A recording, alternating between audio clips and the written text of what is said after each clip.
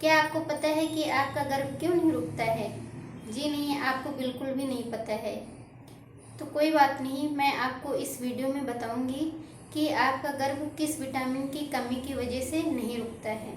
मैं आपको इस वीडियो में यह भी बताऊंगी कि इस विटामिन की कमी को कैसे पूरा करना है और गर्भ ठहरने के लिए विटामिन्स, मिनरल्स और प्रोटीन्स का क्या महत्व होता है। नंबर 1 पर हम बात करते हैं प्रोटीन्स की कमी के बारे में। अगर हमारी बॉडी में प्रोटीन्स की कमी होती है तो पीरियड्स इरेगुलर होते हैं, टाइम पर पीरियड्स नहीं आते हैं। अगर हमारे पीरियड इरेगुलर होंगे तो प्रेगनेंसी नहीं ठहरती है। प्रोटीन्स की कमी की वजह से बॉडी में हार्मोनल इम्बैलेंस हो जाता है, इसी वजह से पीरियड्स इरेगुलर होते हैं। अगर आपको अपने हार्मोन्स को लेवल में रखना है तो आपको पर डे 10 से 12 ग्राम प्रोटीन अपने डाइट में लेना ही लेना है। सुबह, दोपहर, शाम में आप अपने डाइट में प्रोटीन ज़रूर लीजिए, इससे आपके हार्मोन्स लेवल में आ जाएंगे। अब नंबर 2 पर हम बात करते हैं जिंक के बारे में। जिंक मेल और फीमेल के लिए बहुत ज़रूरी होता है। अगर जिंक की कमी मेल में होती है तो इससे स्पर्म की क्वालिटी ख़राब होती है और स्पर्म की मोटेलिटी भी ख़राब होती है।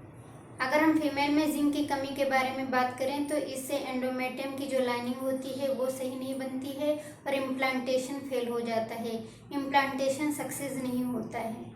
जिंक की कमी को हम ड्राई फ्रूट्स खा के पूरा कर सकते हैं, जैसे काजू और कद्दू के बीज। कद्दू के बीज में और ड्राई फ्रूट्स में काफ़ी मात्रा में जिंक पाया जाता है। स्प्राउट्स में भी जिंक पाया जाता है। आप इनको अपनी डाइट में डेली इस्तेमाल करिए। अगर आप जिंक की कमी को डाइट से पूरा नहीं कर सकती हैं तो आप इसके सप्लीमेंट्स ले सकती हैं। जिंक की कमी की वजह से फर्टिलाइजेशन में भी दिक्कत आती है। नंबर 3 पर हम विटामिन B12 की कमी के बारे में बात करेंगे। विटामिन B12 की कमी की वजह से बहुत ज़्यादा मिसकैरेजेस के केस देखे गए हैं। विटामिन B12 की कमी की वजह से RNA और DNA में भी काफ़ी प्रॉब्लम आती है। विटामिन B12 की कमी की वजह से RNA और DNA में भी प्रॉब्लम देखने को मिलती है। RNA और DNA में प्रॉब्लम आने की वजह से जेनेटिक इश्यूज देखने को मिलते हैं। मिसकैरेजेस से बचना है तो आपको अपनी डाइट में विटामिन B12 से भरपूर चीज़ें इस्तेमाल करनी है। अगर आपका 1 या 2 बार से ज़्यादा मिसकैरेज हो चुका है तो आपको अपना विटामिन B12 ज़रूर चेक कराना चाहिए। विटामिन B12 की कमी को पूरा करने के लिए आप अपनी डाइट में एग्स, चिकन्स, दही, दूध ये सब इस्तेमाल करिए। नंबर 4 पर हम बात करते हैं विटामिन डी की कमी के बारे में। आजकल विटामिन डी की कमी बहुत ज़्यादा देखने को मिलती है। अगर हम देखें तो विटामिन डी हमें फ्री में मिलती है। कैसे? हमें सूरज की किरणों से विटामिन डी फ्री में मिलती है, लेकिन सुबह की जो पहली किरण होती है उसी से हमें विटामिन डी मिलती है। उसके बाद अगर आप सूरज में जाएंगी या सन में जाएंगी तो आपको इसका कोई फ़ायदा नहीं होगा। सुबह की जो पहली रेज निकलती है उसमें हमें आधे से 1 घंटे रोज़ बैठना चाहिए, इससे विटामिन डी की कमी पूरी होती है। अगर आप विटामिन डी की कमी नहीं पूरा कर पा रही हैं तो आप इसके सप्लीमेंट्स ले सकती हैं। अगर आप इसके सप्लीमेंट्स ले रही हैं तो आप इसको हफ्ते में 2 बार खाइए 1 महीने तक, उसके बाद हफ्ते में 1 बार 1 महीने के लिए खाइए। नंबर 5 पर हम मैग्नीशियम की कमी के बारे में बात कर लेते हैं। जिन महिलाओं में मैग्नीशियम की कमी होती है उनमें प्रोजेस्टेरोन का लेवल कम होता है और उनमें लूटियल फेस डिफेक्ट भी देखा जाता है। इसलिए आप अपनी बॉडी में मैग्नीशियम की कमी न होने दीजिए।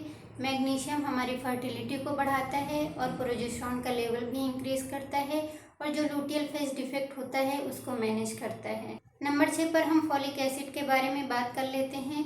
फॉलिक एसिड की कमी की वजह से भी बहुत ज़्यादा मिसकैरेजेस के चांस देखे गए हैं। अगर आप प्रेगनेंसी कंसीव करना चाह रही हैं, आपके कई मिसकैरेज हो चुके हैं, तो आपको प्रेगनेंसी कंसीव करने से 3 महीने पहले इसके सप्लीमेंट्स या अपने डाइट में फॉलिक एसिड लेना चाहिए।